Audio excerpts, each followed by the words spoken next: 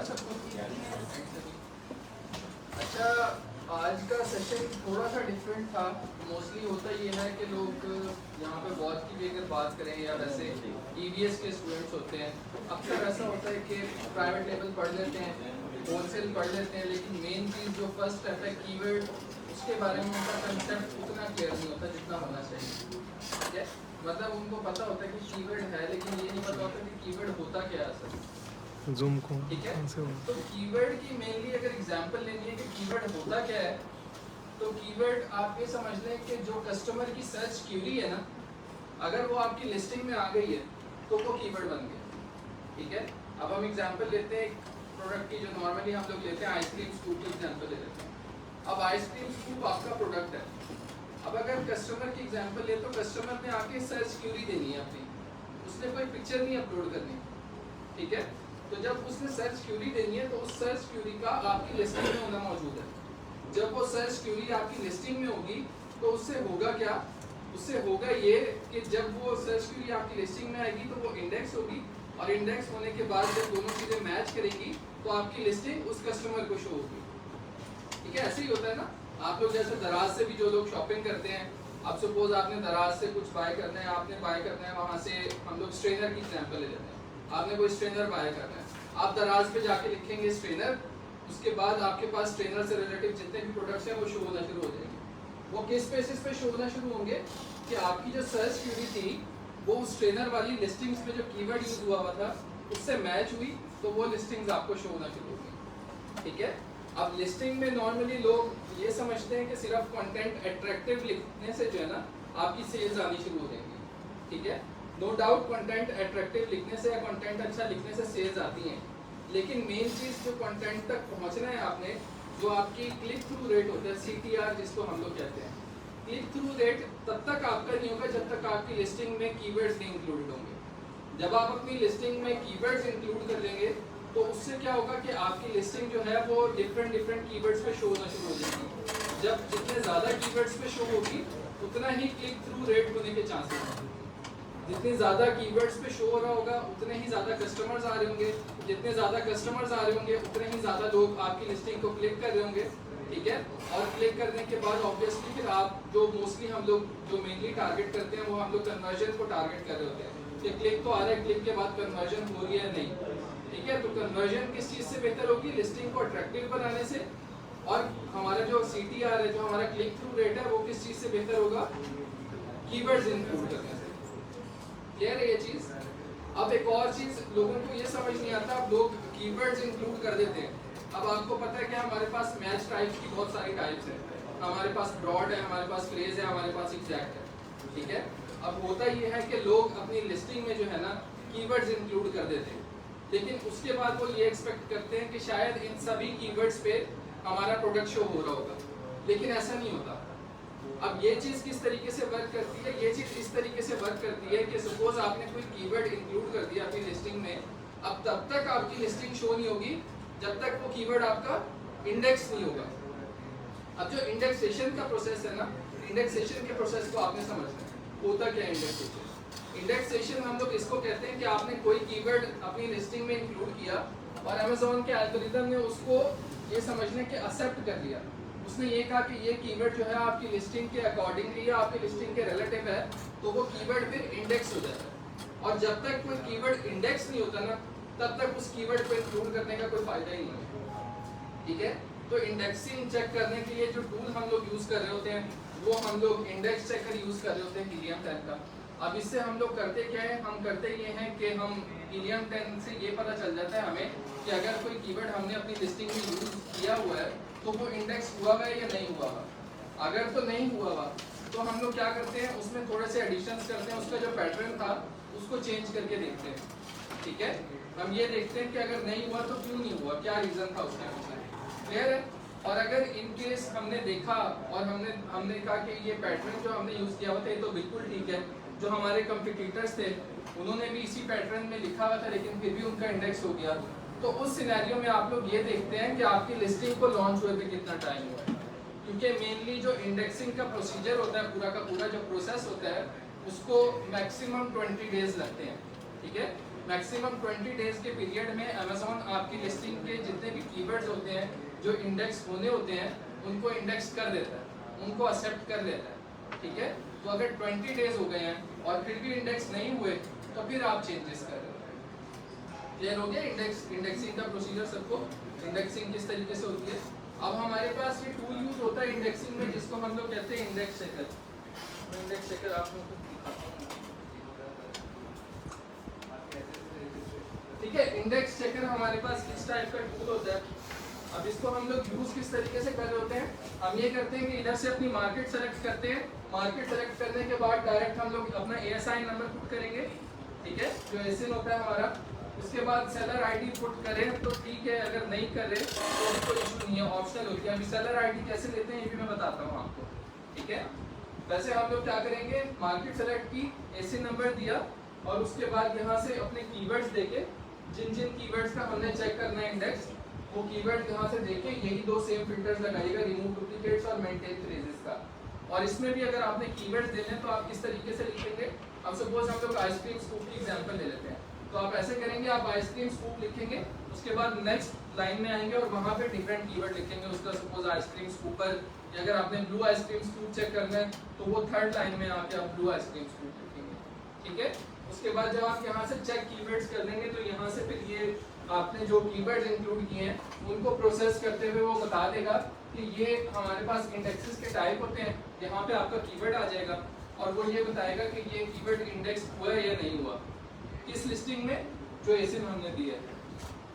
अब ये हमारे पास तकरीबन 3 टाइप के इंडेक्सेस होते हैं। 3 टाइप के इंडेक्सेस होते क्या क्या है, एक हमारे पास होता है ट्रेडिशनल इंडेक्स, एक होता है हमारे पास फील्ड ASIN इंडेक्स और एक होता है स्टोर फ्रंट इंडेक्स, ठीक है। ट्रेडिशनल इंडेक्स का मतलब ये है कि जो कीवर्ड आपने अपनी लिस्टिंग में इंक्लूड किया हुआ है, ठीक है, जो आपने अपने कंटेंट में लिखा हुआ है वहां से इंडेक्स होगा, वो हमारे पास ट्रेडिशनल इंडेक्स होगा, ठीक है। अब सपोज हमने मेन टाइटल लिखा हुआ है अपना ice cream scoop, blue ice cream scoop और आइसक्रीम स्कूपर। अगर आइसक्रीम स्कूप हमारा अभी इंडेक्स हो रहा है तो वो कौन सा इंडेक्स हो रहा है, ट्रेडिशनल इंडेक्स। दूसरा हमारे पास आता है फील्ड ASIN इंडेक्स। अब हमारे पास होता क्या है कि जब भी कोई कीवर्ड है ना, वो अगर प्रॉपर इंडेक्स हो रहा होता है तो वो क्या होता है, वो हमारी इसमें भी जो है, जो हमारा लिंक होता है, लिंक में भी इंडेक्स हो जाता है, ठीक है। अगर कोई कीवर्ड हमारा लिंक में इंडेक्स हो रहा है तो फिर क्या होगा, उसको हम लोग कहेंगे फील्ड ASIN इंडेक्स। इसी तरीके से थर्ड हमारे पास टाइप होती है store front index. Store front index होने का मतलब है कि कोई भी कीवर्ड अगर आपके बैकएंड में इंडेक्स हो रहा है, जो आपने बैकएंड अपने सर्च टर्म्स यूज की हुई है, ठीक है, उधर अगर कहीं इंडेक्स हो रहा है तो वो फिर हमारे पास स्टोर फ्रंट इंडेक्स में आ जाता है। और क्यूमुलेटिव का मतलब ये है कि इनमें से कोई भी किसी एक में भी इंडेक्स हो रहा होता है तो क्यूमुलेटिव भी टिक हो जाता है, ठीक है। अब मैं आपको ये बताता हूँ कि सेलर आईडी आप लोगों ने किधर से लिखनी है, किस तरीके से लिखनी है। हम लोग अमेज़ॉन पे आ जाते हैं और कोई भी लिस्टिंग होगा, ये वाली लिस्टिंग,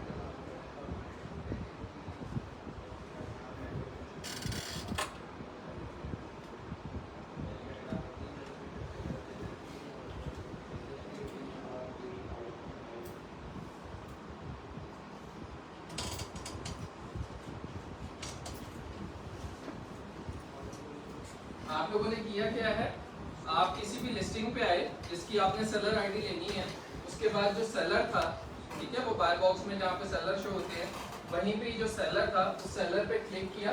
अब उसके बाद ये सेलर आईडी आ गई, ठीक है। सेलर इज इक्वल टू के बाद यहाँ से लेके जो ये यहाँ तक के तक है ये सेलर आईडी, ठीक है। तो होगा क्या, हम सेलर आईडी यहाँ से पिक करेंगे, सेलर आईडी दे देंगे, उसके बाद ASIN नंबर दे देंगे, उसके बाद जो कीवर्ड्स हमने चेक करने हैं वो कीवर्ड्स की लिस्ट दे देंगे। तो क्या करेगा, जो हमारा इंडेक्स चेकर है वो हमें ये बता देगा कि किस किस कीवर्ड के अगेंस्ट कौन कौन से कीवर्ड्स इस लिस्टिंग में इंडेक्स हुए हैं, ठीक है। बिल्कुल तीनों एक्सेप्टेबल होते हैं और हमारा टारगेट ये होता है कि इन तीनों में ही इंडेक्स हो रहा हो, ठीक है। इन तीनों में नहीं तो फर्स्ट 2 में कम से कम हो रहा हो, क्योंकि अगर स्टोर फ्रंट में नहीं भी हो रहा तो कोई इशू नहीं है, ठीक है। तीसरी चीज हमारे पास ये आती है कि अब हमारे पास कीवर्ड प्रोसेसिंग में जो टूल यूज हो रहा होता होता है हीलियम 10 का एक और। अब मेनली हम लोग आजकल ज़्यादा बात हीलियम 10 की कर रहे होते हैं। जैसे अगर आज से 1-1.5 साल पहले की बात करें तो जंगल स्काउट बहुत ज़्यादा हम लोग ऑथेंटिक समझते थे और ज़्यादा ऑप्शंस भी उसमें होते थे। लेकिन अभी helium 10 time by time change होता जा रहा है और काफ़ी इंप्रूवमेंट्स लेके आता जा रहा है। तो उसी के साथ अभी हम लोग कीवर्ड ट्रैकिंग के लिए भी जो टूल यूज़ कर रहे होते हैं वो भी हम हीलियम 10 का यूज़ कर रहे होते हैं। हम लोग क्या करते हैं, हम इसके कीवर्ड ट्रैकर में जाते हैं हीलियम 10 के।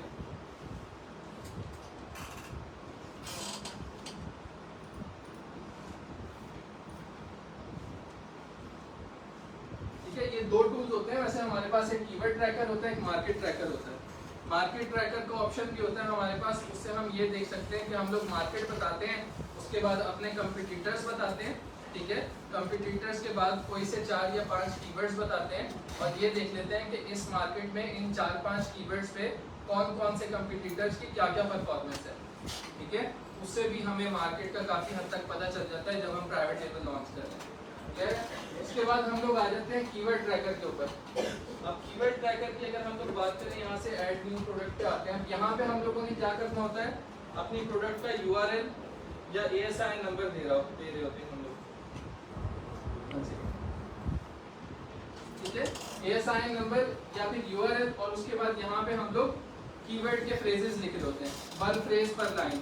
यहाँ पे जितने भी कीवर्ड्स हम लोग देते जाते हैं उसके हिसाब से फिर हम नीचे चेक कर लेते हैं यहाँ पे, उसके बाद स्टार्ट ट्रैकिंग करते हैं।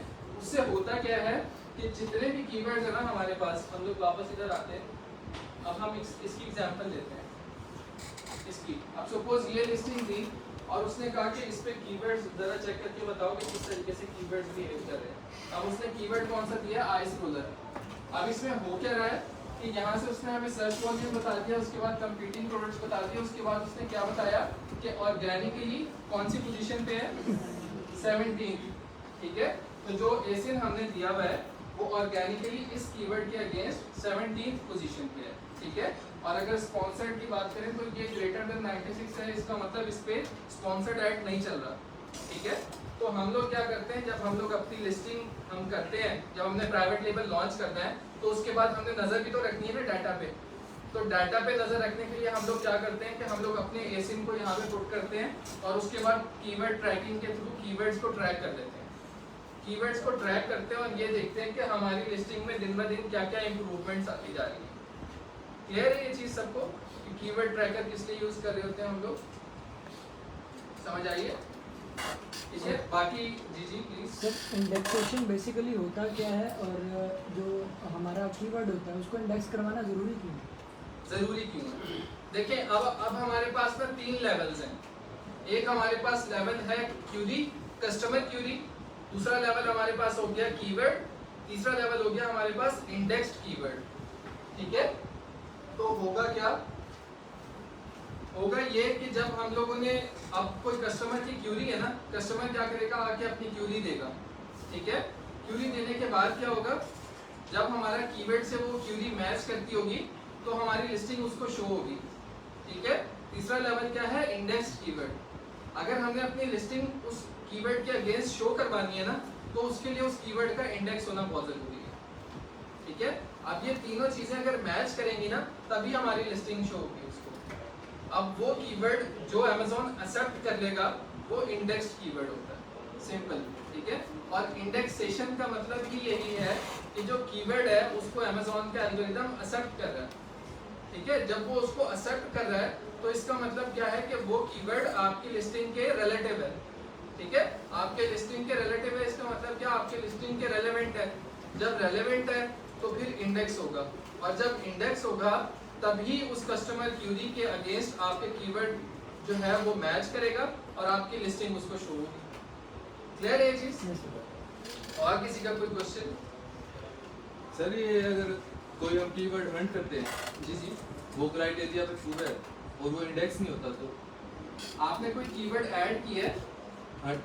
हंट करते हैं, जैसे कोई प्रोडक्ट है उसका कीवर्ड है, जी वो ये जो इनेबल्स का क्राइटेरिया उसको पूरा होता देखिए, है। अभी जो हम लोग बात कर रहे हैं वो हंटिंग से आगे लिस्टिंग की बात कर रहे हैं। ठीक है, ये लिस्टिंग का प्रोसीजर है।